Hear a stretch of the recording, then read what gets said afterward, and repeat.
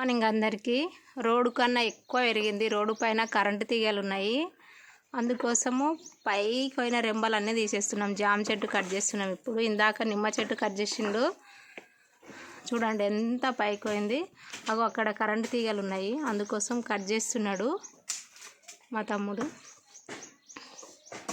ఇంట్లో దగ్గర చెట్లు పెంచుకుంటే ఎంత హాయిగా ఉంటుంది, మా దగ్గర ప్రశాంతంగా ఉంటుంది. నిమ్మ చెట్టు అయిపోయింది, ఇప్పుడు జామ చెట్టు కట్ చేస్తుంది. ఎంత పొడుగా పోయింది.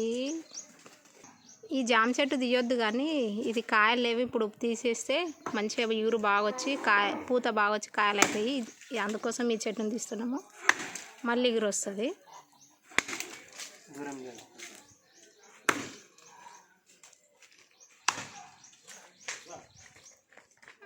కరెంటు తీగల కోసం అయితే ఈ చెట్టు తీయాలి, పైన రెమ్మలు.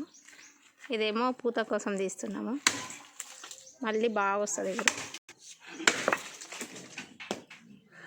చెట్టు పడుతుంది,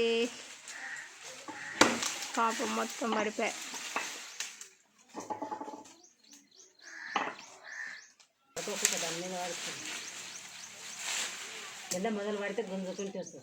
కాయలు పడుతున్నాయి కింద కొన్ని.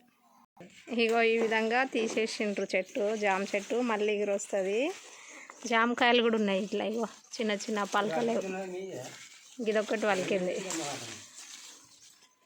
లక్కీగాడు ఉంటే మొత్తం తెంపుతుండే కదా.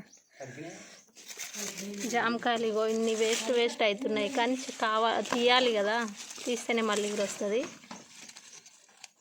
బాధగా ఉంది.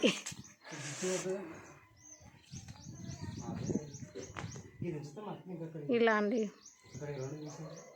మీరు కూడా పెంచండి ఇండ్ల ముంగడ. నచ్చితే లైక్ చేయండి, సబ్స్క్రైబ్.